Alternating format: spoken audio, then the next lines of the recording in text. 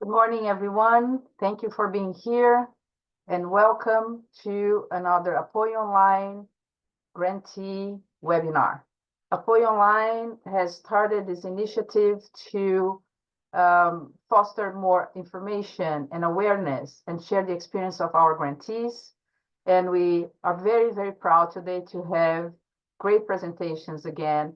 And I will pass the microphone to Yasmin Miranda, who is going to be welcoming the presenters and also being coordinating this event. I want to make sure I take this opportunity to thank the Apoio Online team, who is very behind the scenes to make this series happen. In special, I want to thank Josefa Orrego and Yasmin Miranda for their coordination with all the grantees putting this series together. We are in webinar number 4, and I look forward to hearing all the presentations. And thank you again, all the attendees, to be here. Yasmin, good morning. Thank you, Beatriz. Morning. On behalf of the board, core team, and members of Apoio Online, I would like to welcome you to the 4th session of Apoio Online 2023 Grantees presentations. I'm Yasmin Miranda, event team volunteer, and I'm very happy to see you here today.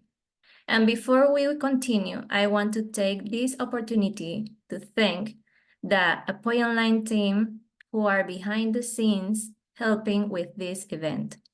Apoio Online is a nonprofit organization that promotes communication, exchange, and professional development in the field of heritage preservation in the Americas and in Portuguese and Spanish-speaking countries.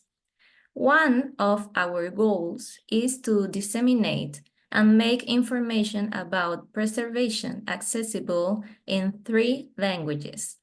Today, we begin a series of webinars to appreciate the 2023 Apoio Online grantees. These professionals were awarded a grant funded by Apoio Online and the Foundation for Advancement in Conservation, FAIC, with support from the Getty Foundation to attend the AIC 51 annual meeting in Jacksonville, Florida this year and present their work as papers or posters. It is with great pleasure and gratitude that we take this opportunity to acknowledge the outstanding work of our grantees. Congratulations on your remarkable contributions to the field of heritage preservation. In this session, we will have a topic on outdoor sculpture conservations with the work of Sara Sequeira from Brazil, entitled Challenges of Sculptures Conservation Outdoors, the Manguinhos Historical Architectural Nucleus. Next, Architecture Conservation with the work and alternative conservation model of the agroindustrial heritage by Carolina Rainiero from Argentina. Then we finish with archive conservation with the work challenges of a digitalization project in times of climate changes and pandemic crisis from the conservation perspective, presented by Viviana Van Vliet from Puerto Rico. The presentations will be conducted in the native language of the author. Feel free to send your questions in a Q&A at the end of the session. The authors will be available to answer them. The sessions will be recorded and later made available on the Apoio Online YouTube channel. Thank you very much for attending this webinar today, and we look forward to seeing you in the next episode of this series. Let's start the presentations. Welcome, Sara.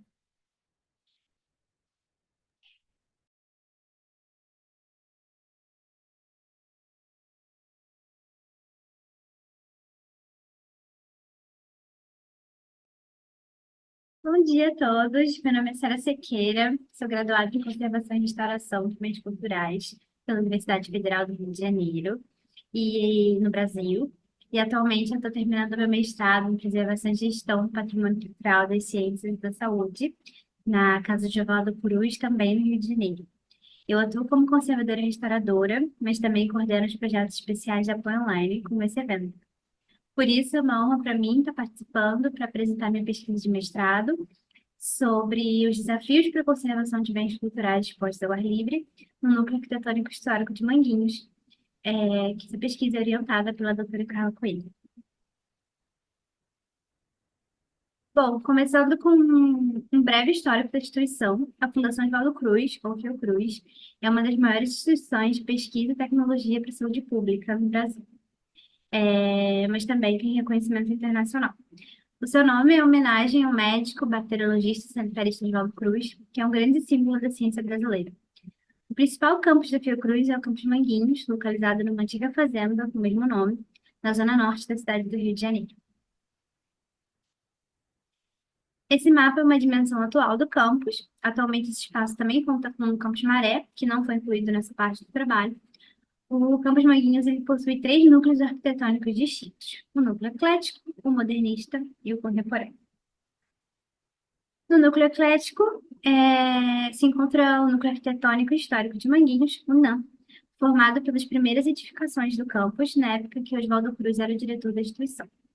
Nesse espaço se encontra o pavilhão do relógio e a cavalariça, e também o pavilhão morisco, o castelo, que é um dos principais símbolos para o avanço da ciência para a saúde pública no Brasil, e também o pavilhão quinino e a Praça Pasteur, que é um espaço de convivência entre esses edifícios.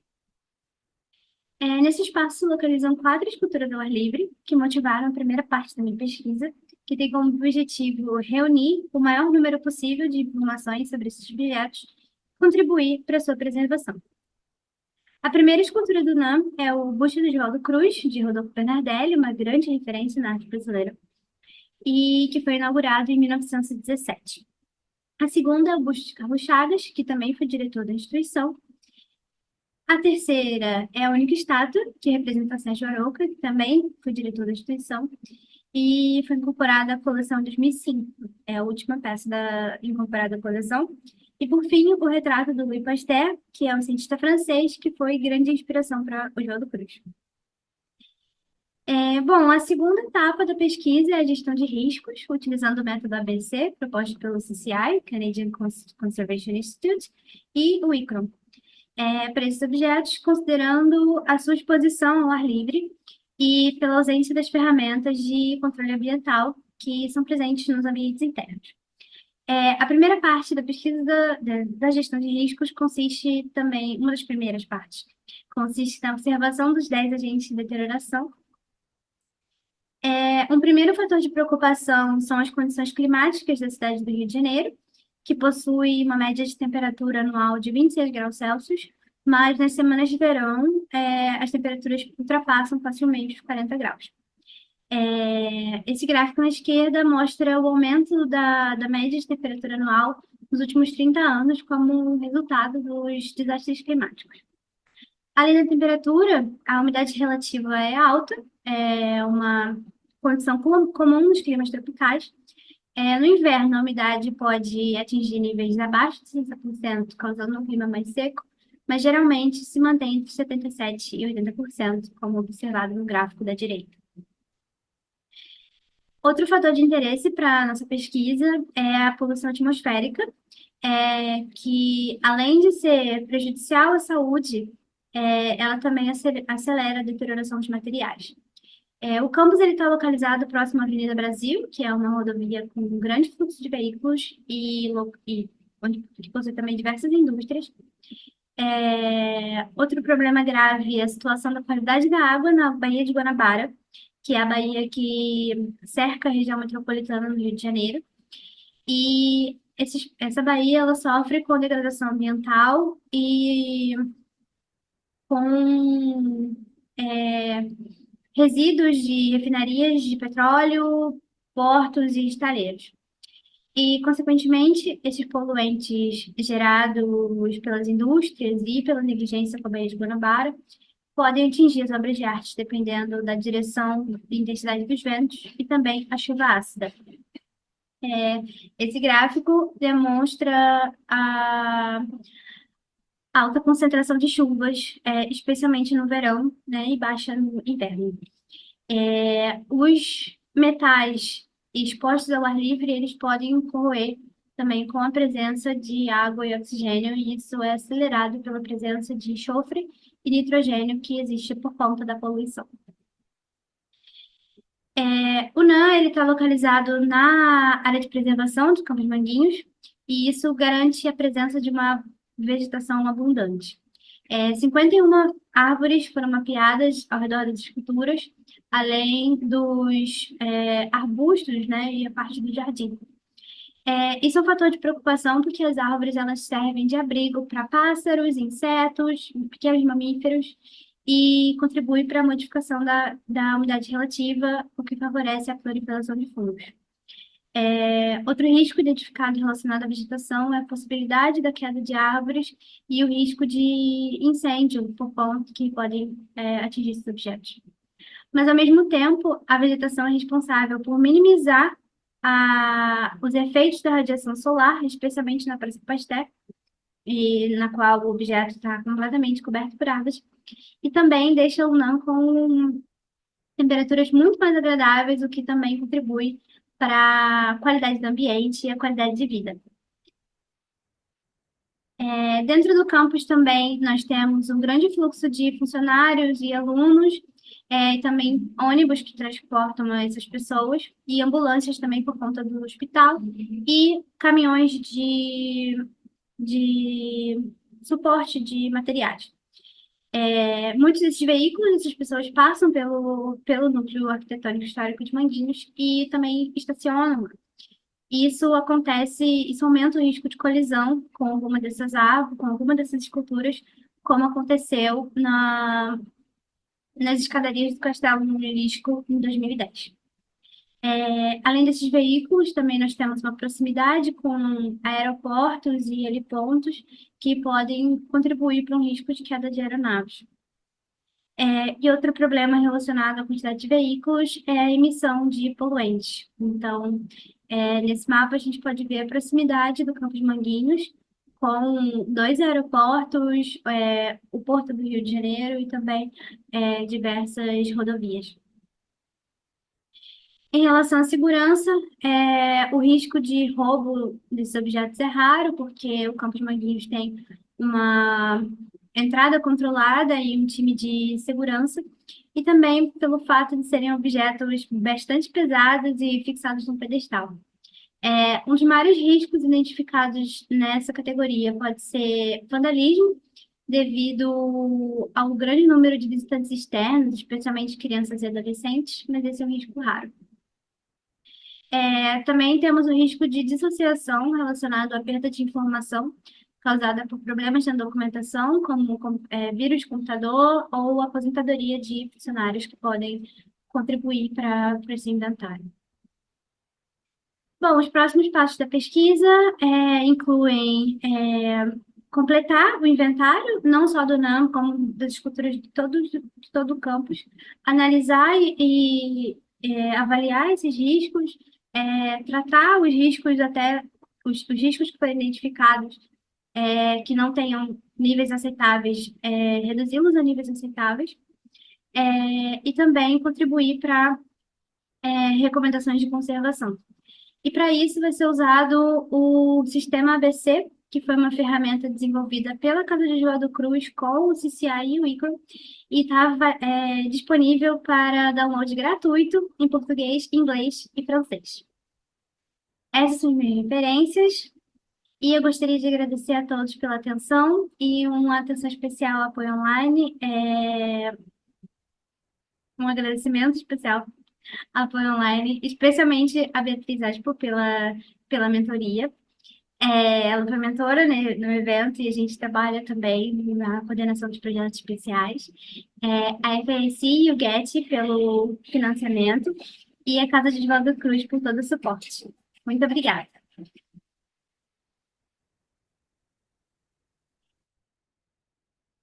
Thank you very much, Sarah. To everybody, don't forget that you can put your questions in the Q&A box. Our next presenter is Carolina Reinero from Argentina. Welcome, Carolina.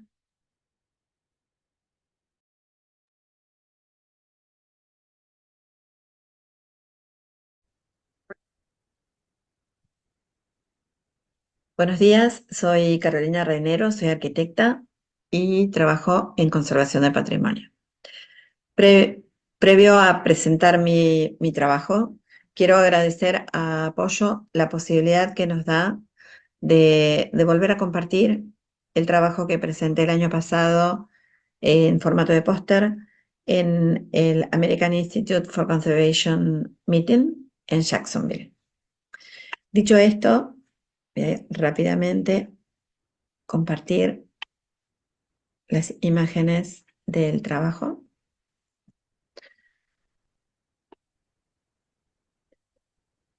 El proyecto que estoy presentando no tiene que ver con un proyecto de conservación en sí, sino en un modelo alternativo de gestión que permita a futuro acciones de conservación sobre el patrimonio industrial.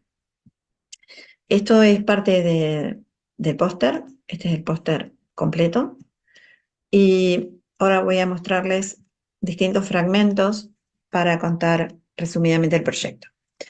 La prioridad que nos mueve es la de poder preservar el patrimonio con acciones concretas de conservación, pero que en este momento son inviables debido a que, por un lado, es un patrimonio muy extenso, lo cual hace prácticamente inviable las gestiones de conservación. Creo que desde las mejores alternativas para poder conservarlo es el reuso, pero ahí también hay una cierta limitación porque muchos de los elementos están en manos de privados, con lo cual ya no es el Estado el que puede asegurar esa conservación, sino que hay que pensar en algo alternativo que permita la gestión público-privada.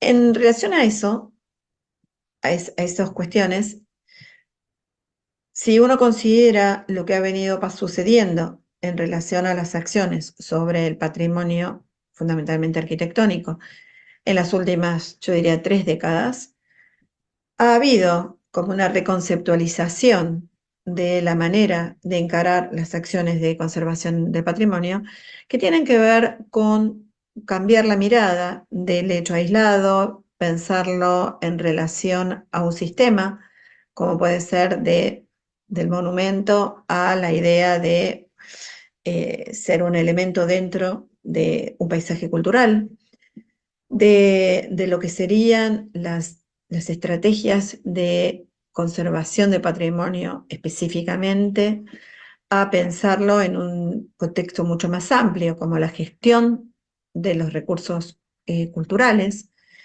en donde la conservación es un elemento más, y pensar que hay como un cambio en cuanto a los actores involucrados en la conservación, que van desde la esfera pública a la concertación de acciones público-privadas.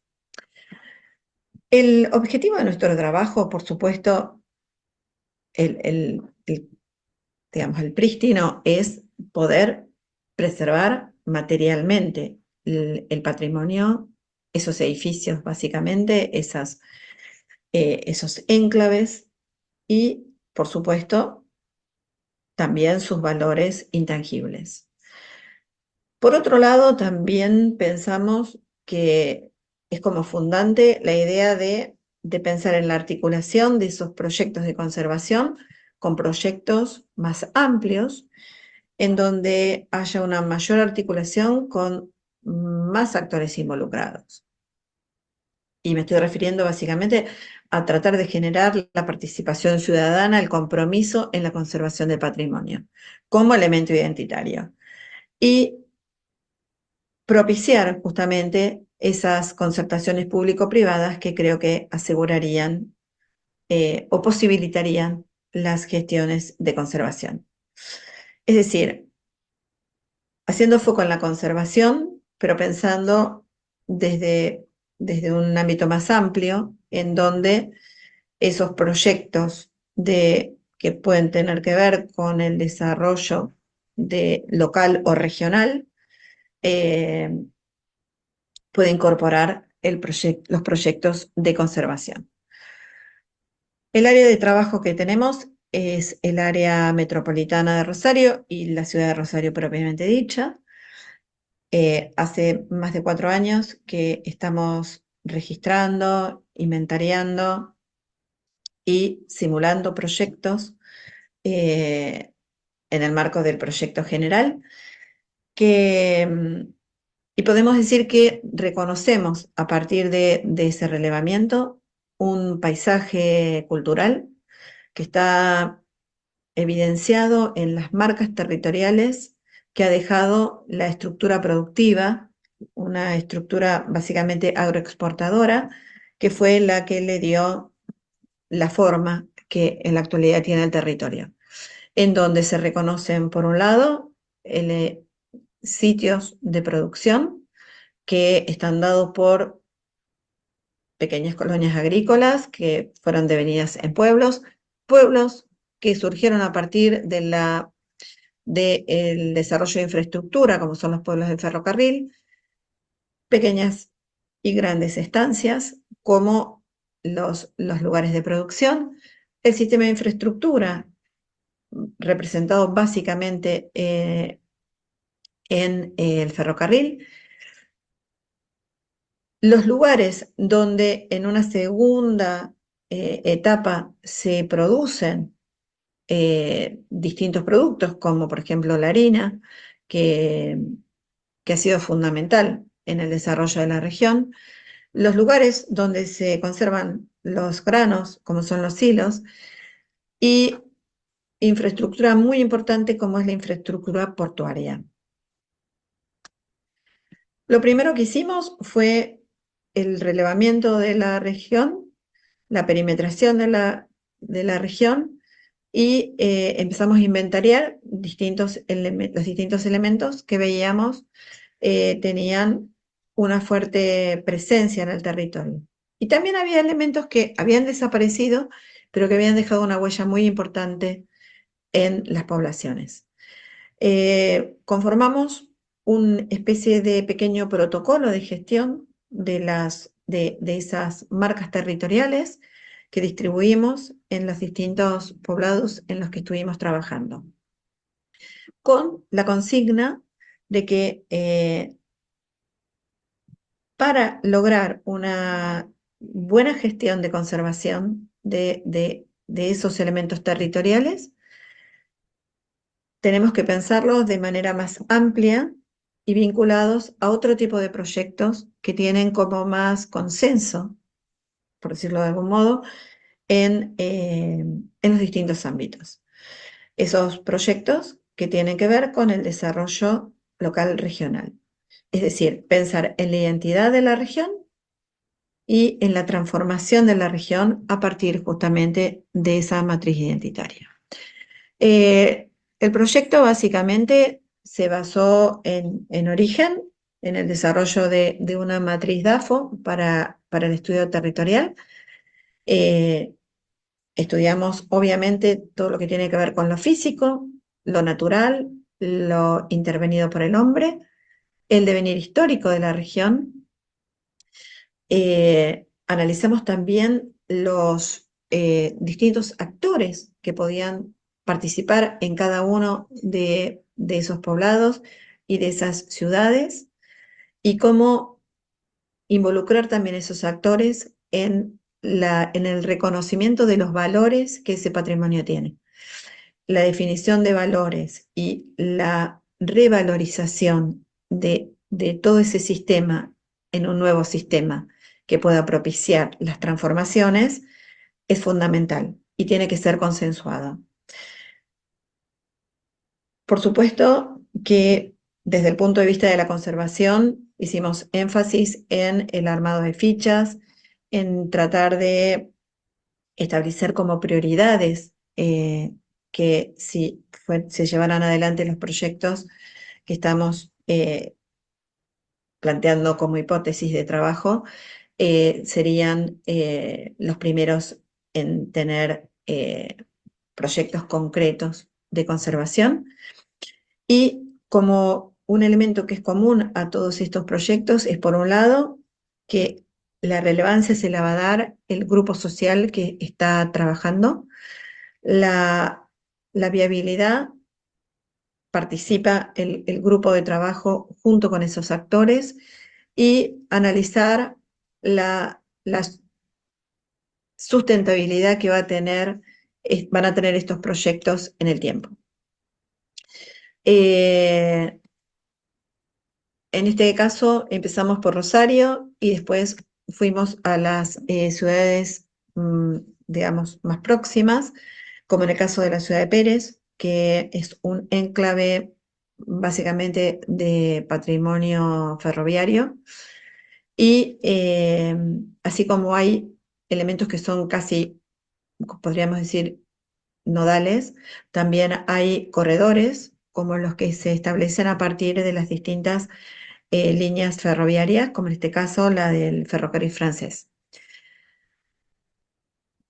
Se formulan proyectos, como decía, de desarrollo local regional, en los cuales están insertos estos proyectos que tienen que ver con la conservación y la rehabilitación y el reuso de estos establecimientos industriales y de infraestructura. El equipo de trabajo está constituido por estudiantes, por profesores y profesionales de distintas disciplinas. Hay arquitectos, ingenieros, conservadores, por supuesto que arqueólogos y antropólogos, abogados y gestores culturales. Y por supuesto, los distintos actores que participan en las distintas ciudades y poblados, como los ciudadanos. Una de las rutas que armamos, que está vinculada a un hecho histórico, que es el primer embarque de trigo a Europa, es el que da sustento a esta ruta que denominamos la ruta del trigo. ¿Por qué hacemos esto? Para demostrar que hay posibilidades de conservar el patrimonio, hay posibilidades reales de pensar en estrategias que consideren a esa matriz cultural identitaria que tiene el territorio como insumo, como recurso para proyectos de transformación y de desarrollo regional.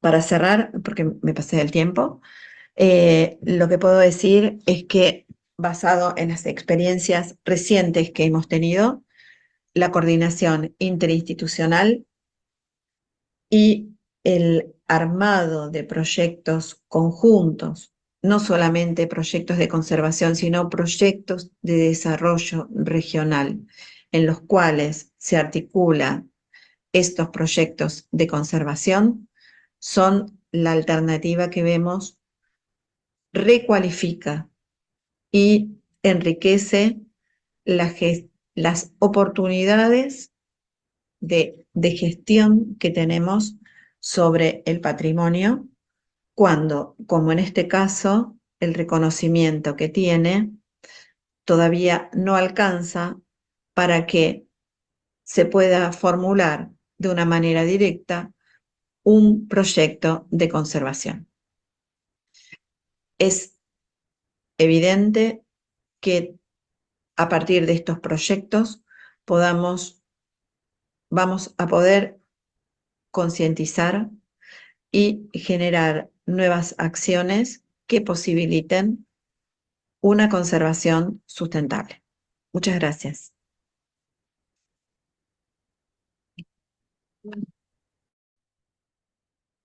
Thank you so much, Carolina. Our next presenter is Viviana Van Vliet from Puerto Rico. Welcome, Viviana. Saludos, muchas gracias. Muchas gracias a todos los participantes que se han tomado un momento de su sábado para estar con nosotros. También muchas gracias, un cariño especial para el equipo de apoyo online, quien nos está proviendo una segunda vez una plataforma diferente para presentar nuestros trabajos presentados en el American Institute for Conservation Annual Meeting de mayo 2023. Yo presenté un cartel, a ver si puedo poner la imagen completa. No.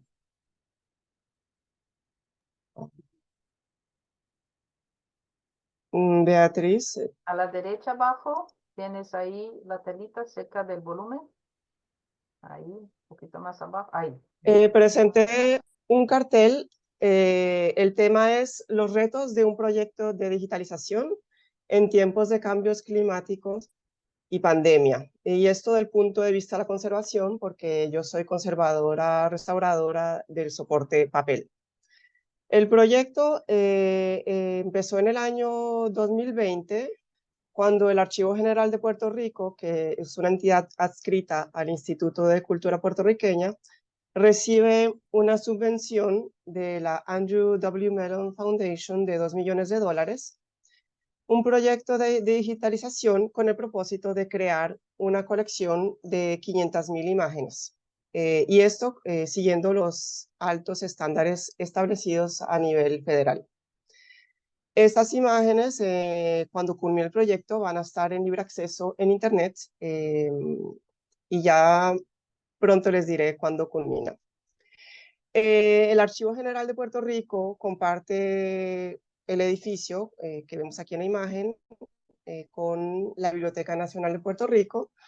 Es una entidad gubernamental creada en 1955 y dentro de 90,000 pies cúbicos, que eso sería como 2.500 metros cúbicos, se encuentran textos impresos y manuscritos, encontramos planos, mapas, dibujos, también grabaciones en diversos formatos, películas y fotografías, entre otros. El proyecto inicia en julio del 2020 y era un proyecto inicialmente de 3 años que debía culminar en junio 2023 y se ha estado desarrollando en diferentes etapas que comprenden, entre otros, la selección de fondos a ser digitalizados, la identificación de los espacios donde se va a armar el proyecto, los materiales y productos que se necesitan, la adquisición de los mismos, la contratación de profesionales pertinentes y un inicio de flujo de trabajo, entre otros. Una diapositiva. Me voy a enfocar en los retos encontrados. Uno de ellos, bien importante, es la situación geográfica en el cual se encuentra el archivo.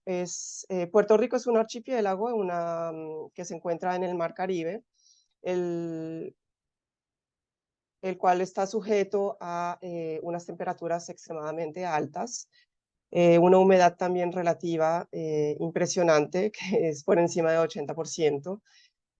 Nos encontramos en una trayectoria de paso de tormentas tropicales que se pueden convertir en huracanes, y se ha demostrado la relación entre el cambio climático y la intensidad de estos fenómenos atmosféricos. En Puerto Rico tuvimos los devastadores huracanes Irma y María, que fue en el 2017, en septiembre, y más recientemente tuvimos el huracán Fiona en septiembre del 2022. Y esto hace que estemos en una situación de constante alerta y se van activando planes de preparativos, protocolos de preparativos para atender posibles impactos de estos fenómenos atmosféricos. Y durante el proyecto hemos tenido que activar esos protocolos en varias ocasiones, como hemos tenido que vivir apagones y otras situaciones relacionadas a pasos de estos fenómenos atmosféricos. Y para hablar de los temblores, tenemos también continuamente pequeños temblores. Uno de los más recientes con impacto importante fue en el 2020, porque claro, estamos en la placa Caribe y la placa norteamericana, así que siempre está en movimiento. Dos. Otro reto sería la adquisición de productos y materiales. La dificultad reside, en dos aspectos. El primero sería que el archivo, al ser una entidad del gobierno, tiene que adquirir sus materiales y productos mediante licitaciones. Y eso hace que atrase, dificulta e incluso va a encarecer las transacciones. Y el segundo, bueno, aquí, perdón, en esta foto vemos que para este tipo de proyecto necesitamos un equipo especializado. Como aquí estamos en el taller de digitalización, que hemos tenido que adaptar un espacio del edificio para estos efectos, hacer un lugar oscuro, completamente oscuro y que cumpla con los estándares de digitalización. El segundo aspecto es cuando una vez se logra la compra deseada, la recepción de la compra de material y productos se puede llegar hasta tardar un año en llegar a Puerto Rico. Y este problema se ha intensificado por el problema de la pandemia. En ese momento recuerde que el proyecto empezó en el 2020, al mismo tiempo que la pandemia. La pandemia es una crisis que ha provocado el cierre de muchas empresas y ha creado escasez de personal y de materia prima, entre otros. Y finalmente, cuando hay algo que no se logra conseguir, pues hay que recurrir a la imaginación. Aquí podemos ver que al no conseguir un estante que queríamos para secar documentos y materiales mojados, pues hemos identificado un área que recibe el sol directo dentro del edificio. Instalamos unas mesas y ahí pudimos repartir los papeles secantes húmedos para que pudieran secarse. Y en la imagen del lado derecho podemos ver que hemos adquirido unas toallas 100% algodón, libres de patrón, para poder sacar el exceso de humedad de unos documentos que han sido lavados. Y antes de que estos documentos se sequen por completos, entonces pasaban a la prensa. Así que aquí se buscó una alternativa a unos productos que no conseguíamos. El otro reto es el edificio, que como le decía, es un edificio compartido, el archivo con la biblioteca, es un edificio histórico y forma parte del Registro Nacional de Lugares Históricos de Puerto Rico. Por lo tanto, nada puede ser modificado. Entonces, tratando de identificar un espacio para poder desarrollar el taller de restauración, finalmente se instaló en lo que fue antes el taller de encuadernación, que es la imagen aquí que tenemos a la izquierda. Este espacio no tiene ningún punto de agua y como todos sabemos, cuando hacemos intervenciones, el agua es primordial para enjuagar y lavar materiales y productos. Aquí hemos recurrido a traer una manguera que nos trae el agua de la llave, el agua corriente, que por una manguera que instalamos a lo largo del muro hasta el fondo. Y aquí podíamos llenar unas bandejas de agua para enjuagar, por ejemplo, el rímel o entre telas. Y hemos adquirido aguas en botellas en botellones para hacer los lavados de ciertos documentos que necesitaban imperativamente un lavado. Y esta agua se podía descartar adquiriendo una bomba de succión que se conecta también a una manguera que sale por el fondo de la puerta del fondo a un corredor que termina en un desagüe en la parte externa del edificio.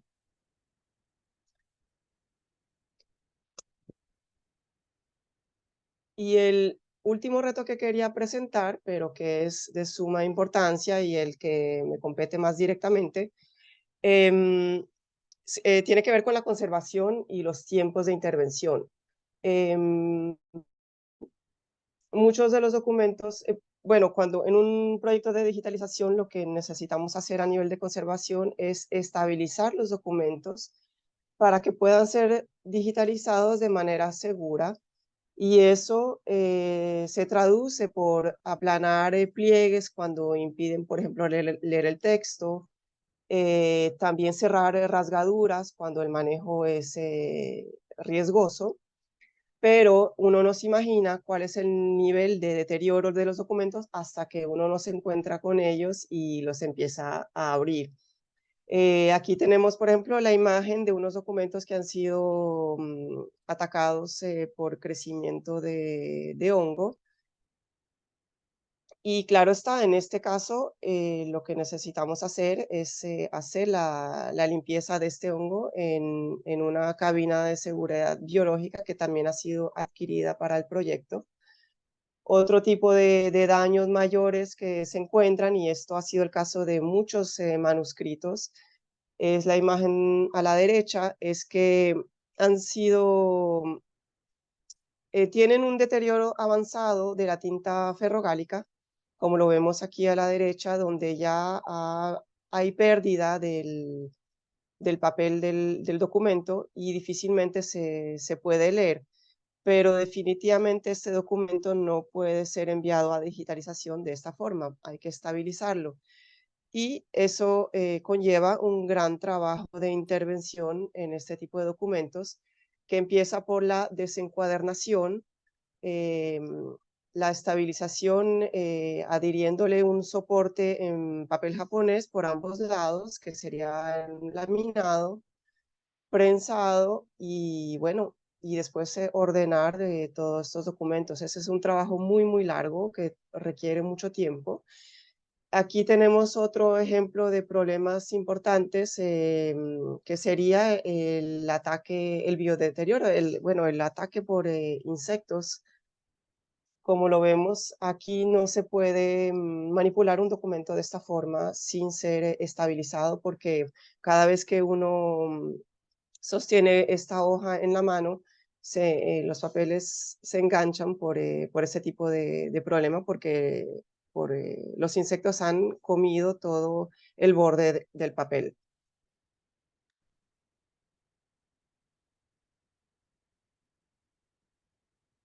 Y otro trabajo que es de suma importancia, que también en este proyecto, una vez, bueno, todos los documentos que llegan vienen dentro de materiales que son ácidos y que ya no son convenientes para una buena conservación de los mismos una vez intervenidos.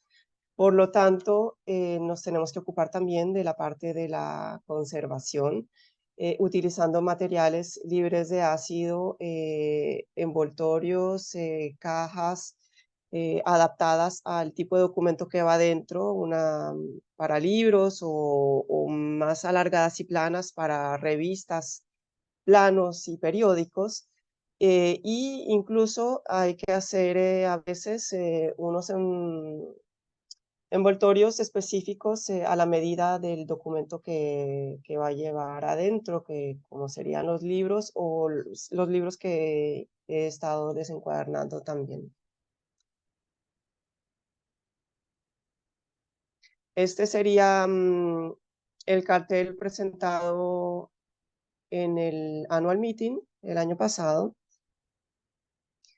Y los retos presentados en realidad demuestran que es muy necesario tener varias alternativas cuando surgen los problemas que se van presentando a lo largo del proyecto. Y hay que esforzarse de encontrar soluciones, porque el proyecto tiene un principio y un fin.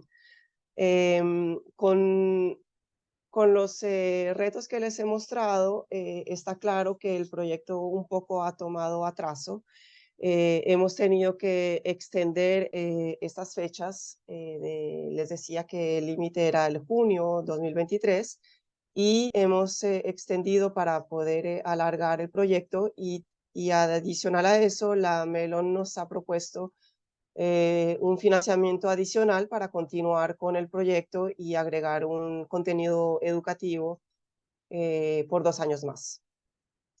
Este proyecto involucra a muchas personas, en muchos sectores, muchos profesionales. Somos alrededor de 15 profesionales involucrados exclusivamente para este proyecto, así que no solamente es el espacio de conservación, hay un montón de otras cosas dentro de un proyecto de digitalización. Y esto era toda la presentación, que la idea era que sea bien corta, sobre todo para dar espacio a las preguntas. Muchas gracias por su atención y aquí tienen mi contacto también por si tienen alguna pregunta que no les surja en este mismo instante, pero la tengan más tarde. Muchas gracias. Thank you so much, Viviana. Don't forget that this session is being recorded and will be uploaded to the Apoyo Online YouTube channel. Now we have questions for our presenters. Be welcome. And before we start with the questions, I want to make sure, Viviana, we can stop sharing your screen. And I want to thank the participation and the questions that are being put on the chat. I would like to ask all the speakers to open their cameras and be here. Let's see.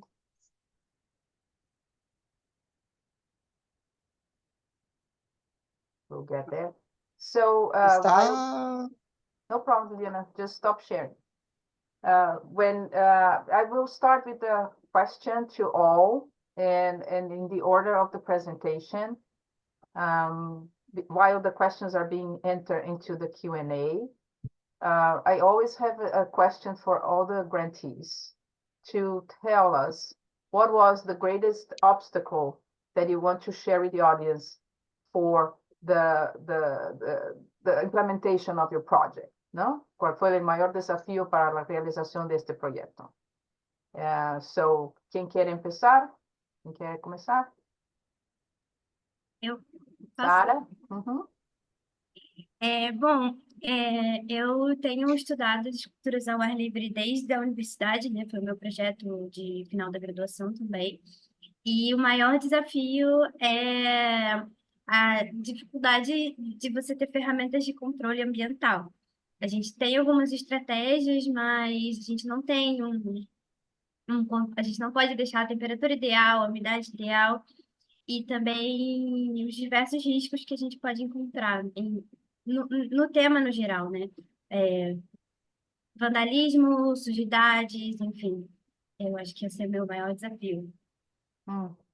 De verdad que sí. Carolina, Viviana. El mayor problema que nosotros tenemos para trabajar es la falta de interés que existe en cuestiones de conservación.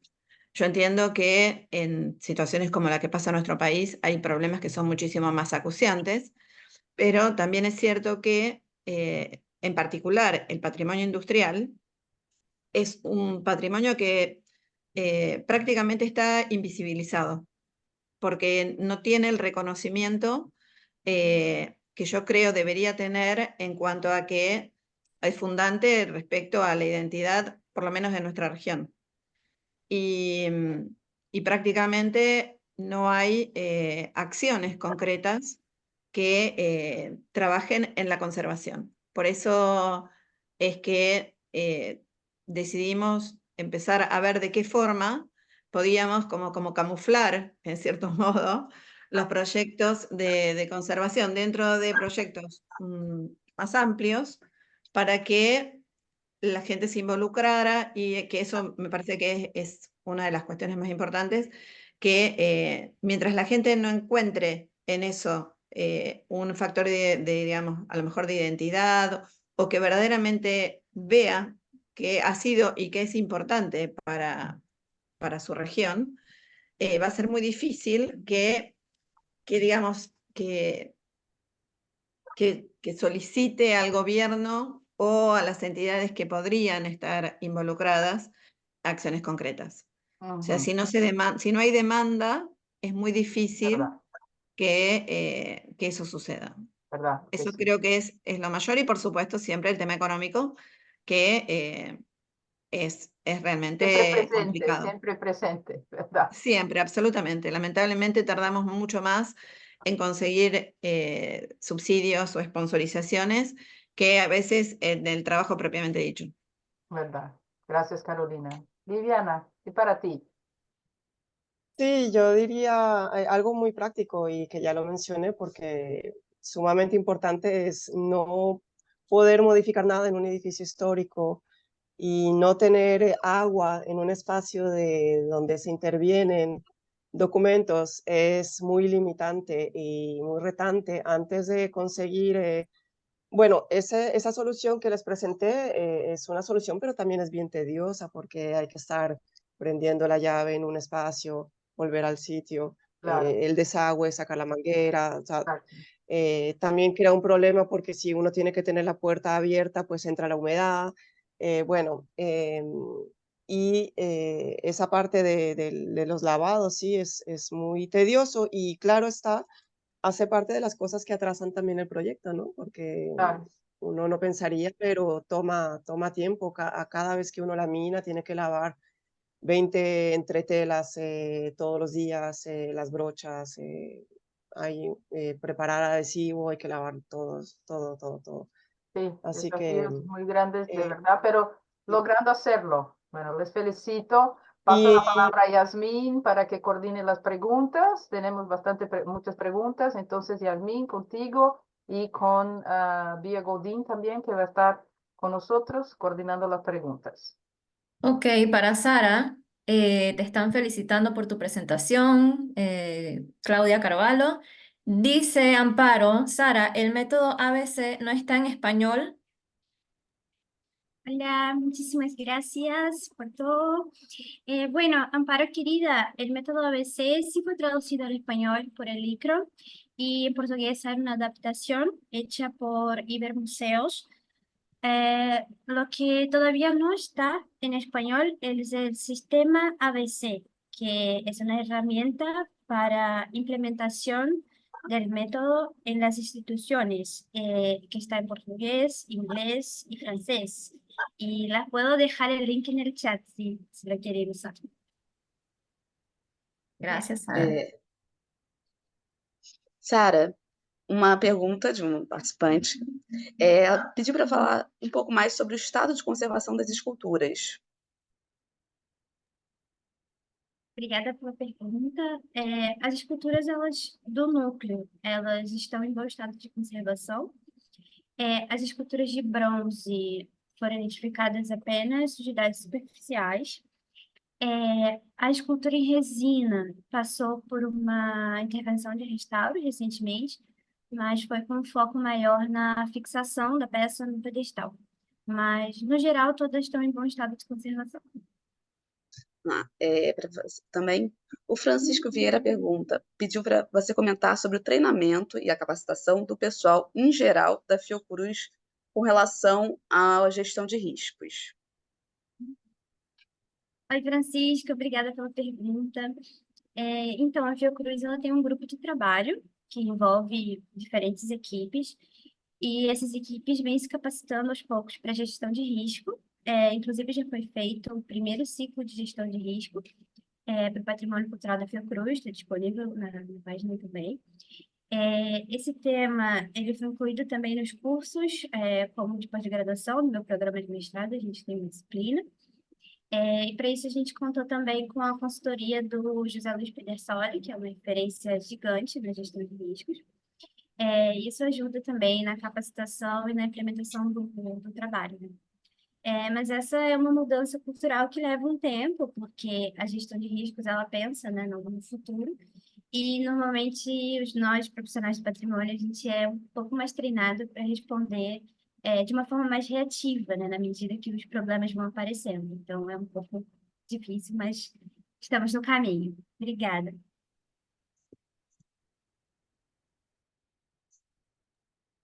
Yasmin, agora contigo.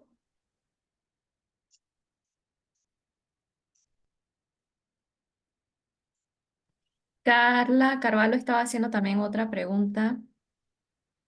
Coelho. Carla Coelho estaba haciendo otra pregunta en Tá. portugués. A Carla está agradecendo pelo trabalho da Sara e pelo apoio, pela oportunidade dessa apresentação e parabenizando a todos pelo evento. Para Carolina.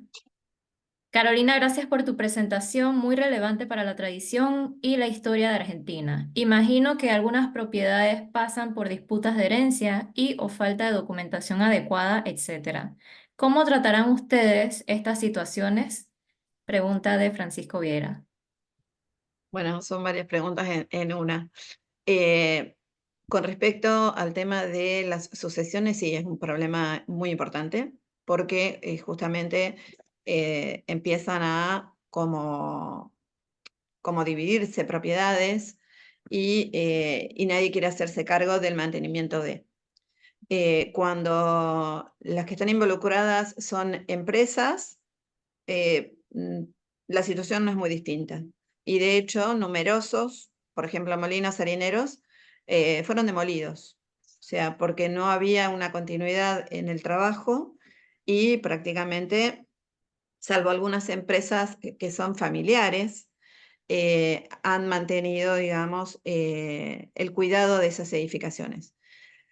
Con respecto al tema, digamos, específico de cómo seguirlo en el tiempo, es difícil porque por lo que decía antes, o sea, mientras nosotros no podamos pasar esta inquietud a los determinados lugares que son donde están emplazados los distintos, digamos, algunas son pequeñas fábricas, otros son pequeños cascos de estancia. Mientras no haya una respuesta desde esos lugares, o sea, es muy difícil mantenerlo en el tiempo, porque requeriría, digamos, de un equipo muchísimo más grande que el que nosotros tenemos. Nosotros lo que estamos haciendo es como el avanzar sobre la temática para instaurarla, como poner en agenda la cuestión del patrimonio. Pero depende de un montón de factores. Y había algo más que estaba en la pregunta, pero eran 3 cosas, y dije 2 nomás. Espérate que lo vea. Si está por acá. Bueno, no sé si terminé de contestarlo, porque me parece que había algo más que había preguntado. Te felicitaba por la presentación. Bueno, gracias. Para ti también, desde Claudia Carvalho, dice Carolina, felicidades por tu presentación, muy interesante. ¿Podrías explicarnos un poquito más acerca de las colaboraciones público-privadas en estos trabajos? Bueno, a ver, las podríamos dividir como en 2 cuestiones. Las que tienen que ver con el tema de conservación específicamente, pasan por, digamos, plantear situaciones para que de repente como que reciba el cuestionamiento en la administración pública, porque en realidad es quien en realidad abordaría el tema del mantenimiento. Y las concertaciones de las que hablaba de público-privado, tiene que ver justamente cuando hay una empresa por detrás de los bienes, o también tiene que ver con por ejemplo, los distintos grupos que identificamos, por ejemplo, si hay una asociación de artesanos, si de repente hay un pequeño museo de sitio, muchas de las estaciones de ferrocarril a lo largo de las distintas líneas se han convertido en pequeños centros de interpretación o bibliotecas o pequeños centros culturales. Y entonces, por suerte, han tenido el cuidado de conservar documentación que también facilita las acciones. Y sobre todo, también visibilizarlo a partir de tener pequeños encuentros con, no solamente con los grupos que identificamos como que podrían llevar adelante los proyectos en esos lugares, los propios gobiernos locales, porque son quienes también, a veces a partir de sponsorización que pueden generar por las empresas que a lo mejor en un primer momento estaban localizadas en esos lugares donde surgieron, después se mudaron a lo mejor, pero siguen teniendo como una especie de vínculo con el lugar de origen. Entonces, en esos casos, se puede gestionar entre los que serían actores privados y actores públicos. Por ejemplo, una acción concreta fue la que hicimos a través de un convenio con la comuna de Alcorta y, digamos, eso fue específicamente con un proyecto de conservación que desde la universidad, como uno de esos agentes externo, pero un agente que contribuye, se formuló todo el proyecto de conservación y se hizo toda la documentación necesaria para que ellos después pudieran presentarlo a la Comisión Nacional de Museos. O sea, no necesariamente tienen que ser actores de las localidades, sino que también se pueden sumar actores externos. Y ya me acordé cuál era la otra parte de la pregunta anterior, que era el tema de la documentación. La verdad es que la documentación es muy escasa. Prácticamente los archivos cuentan con elementos, pero en la mayor parte de los casos no están clasificados, con lo cual también se suma al hecho digamos, del trabajo nuestro, tratar de conseguir el material y lograr que se nuclee. Ahora estamos justamente desarrollando un proyecto que tiene que ver con la tecnología BIM para lograr que toda la información sobre estos bienes pueden, digamos, reunirse a partir de ese modelo digital. Gracias, Carolina. Muchísimas gracias. Yasmín, para Viviana creo que tenemos ya preguntas. Sí, primeramente Amparo les da felicitaciones por sus presentaciones y Ann pregunta para Viviana, ¿este proyecto en Puerto Rico ha sido bien recibido por los archivos y se ha convertido en parte de la institución y será sostenido? Parece que es una necesidad fundamental. Gracias, Ann, por la pregunta. Bueno, es verdad que al recibir este financiamiento de la Mellon Foundation es algo extraordinario, ¿no? Pero, ok, cuando viene un proyecto de este tamaño, el personal presente no puede ser parte del proyecto porque ellos se tienen que ocupar de otras cosas. Por lo tanto, se requiere recurrir a personal externo para ese tipo de proyectos. Así que no necesariamente es algo fácil con las personas que ya están desde hace mucho tiempo y personas que llegan nuevas ocupando espacios del archivo, ¿no? En ese sentido, se ha tenido que cohabitar, por decirlo de esa forma. Ahora, sé que este proyecto es enorme, se tienen muchas expectativas porque el Archivo General de Puerto Rico resguarda documentos importantísimos y muchos investigadores y muchos estudiantes están a la espera de que estas imágenes que se van a producir tan pronto el proyecto culmine van a estar en libre acceso. Por lo tanto, sí están esperando mucho que ya pase, que llegue ese momento, ¿no? Ahora, con respecto a la segunda parte de la pregunta, todo este equipo que se ha adquirido es un equipo especializado y sí, yo sí tengo entendido que el archivo tiene la idea de continuar una vez que el proyecto termine, el proyecto de la Mellon, ¿no? Pero sí continuar con este tipo de servicios. Y yo sé que este financiamiento ha dado paso a que se den otros. Sé que el archivo ha conseguido otros financiamientos de proyectos de digitalización también desde que empezamos con el proyecto financiado por la Mellon.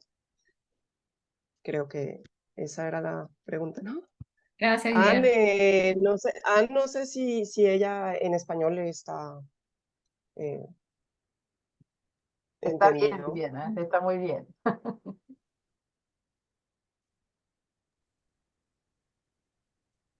Hay una pregunta para Sara de María Julia. Ah, para Sara, quais os maiores desafios enfrentados? Já foi feita.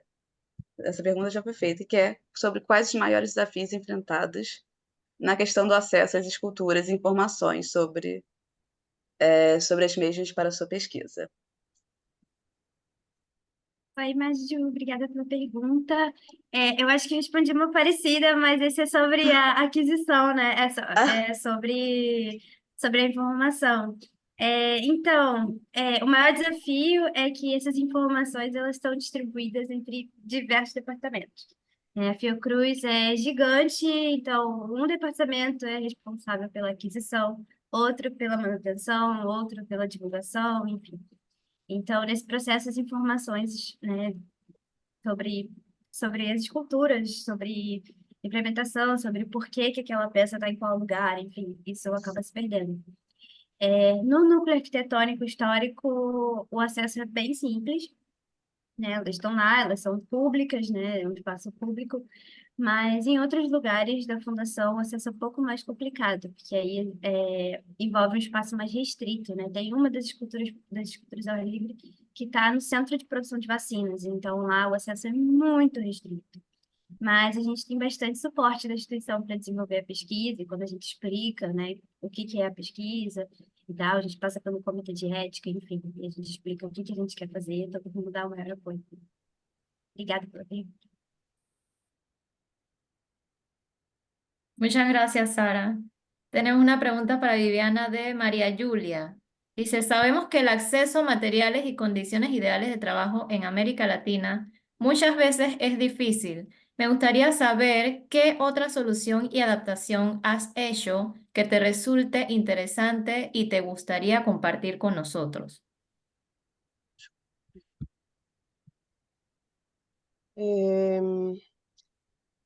Otro tipo de adaptación, en realidad, bueno, el secado de los materiales, debo admitir que es algo que el uso de las toallas es algo que hago en mi práctica privada y es algo que he llevado también a otra entidad donde estoy trabajando porque realmente me parece estupendo. Para un pre-secado, las toallas el secado de documentos entre toallas blancas, 100% algodón, libres de patrón, me parece estupendo porque a diferencia del papel secante no se desforma con la humedad. Así que a mí me gusta hacer un pre-secado sobre mesas entre toallas para entonces hacer el secado final bajo peso en las prensas. Y eso también ahorra tiempo, porque el secado dura menos y no hay que estar todo el tiempo poniendo a secar tanto papel secante. Y las toallas también se secan más rápido. Esa adaptación me parece increíble. De otra forma, es verdad que la Mellon ha dado un buen financiamiento y puedo decir que si no fuera por los retos de que los materiales no se consiguen o que tardan mucho en llegar a Puerto Rico, en realidad sí hemos podido tener todo lo que necesitamos para el proyecto, ¿no? Lo del agua, hoy en día se sigue tratando de buscar otra forma, pero no hay manera porque sería otro espacio, no hay otro espacio, es muy difícil, ¿no? El agua, no, eso sería entonces, no hay otra adaptación posible. Muchas gracias, Viviana. Tenemos una pregunta para Carolina de parte de Irene. Si las posibilidades de seguir el trabajo haya cambiado desde el nuevo gobierno. Todavía no sabemos qué va a pasar con el nuevo gobierno, a decir verdad. De acuerdo a los indicios, creo que a nivel provincial es posible que sí, porque de hecho este proyecto en realidad lleva mucho más de 4 años. 4 años es de esto último, pero que estemos trabajando sobre patrimonio industrial hace mucho más tiempo y hemos tenido la suerte de que la provincia nos diera en 3 oportunidades pequeños subsidios que no alcanzan para mucho, pero bueno, por lo menos algo es. Y creo que ahora con el nuevo gobierno provincial, por lo menos, sí creo que hay alguna alternativa. De cualquier forma, o sea, siempre es difícil y hay que tratar de articular con otras posibilidades, ¿no? A través de convenios, fundamentalmente, para poder llevar adelante, sobre todo lo que tiene que ver con la difusión. O sea, la difusión y concientización para que, digamos, todo después empiece a funcionar. Pero bueno, el gobierno nacional, la verdad que no lo sé. Gracias, Carolina. Gracias a todos. Yasmín, Dígame, había una pregunta que vi que me hacían, que quería responder rápidamente. por Era favor. sobre la selección, creo, de los documentos a ser digitalizados. Inicialmente la selección se hizo, bueno, yo pregunté cuál era la idea al inicio, ¿no? Qué tipo de documentos podía tener, pero la selección la hicieron en función de la importancia de los documentos y la difusión, porque eran documentos sumamente importantes que no quieren que todo el mundo los esté tocando, así que la digitalización es una buenísima solución. Pero no se había contemplado el estado de conservación, ¿no? Por lo tanto, eso es algo que hubo que ir modificando en función de cuando me iban llegando. Alguien evaluaba así por encima qué necesitaría tal vez una intervención antes de digitalizar y me lo traían. Ya tuvieron que cambiar a veces un par de colecciones porque el estado de deterioro era demasiado grande y no se iba a llegar a la cantidad de imágenes establecidas al inicio, ¿no? Así que sí, se estuvo cambiando inicialmente esa selección inicial y también quería decir que para la extensión de el proyecto, digamos la segunda fase del proyecto, que son 2 años más, esta vez yo entré un poquito más ya se dieron cuenta, ¿no? del deterioro que es muy grande y conlleva mucha intervención y ya entonces escogieron algo un poco entre los dos, ¿no? Ni tanto ni mucho, para que hubiera como un justo medio. Gracias, Viviana. Gracias, Viviana. Carolina y Sara, Viviana, mil gracias por las presentaciones, también por el Muchas tiempo gracias. ahí con las preguntas, a todos que hicieron las preguntas.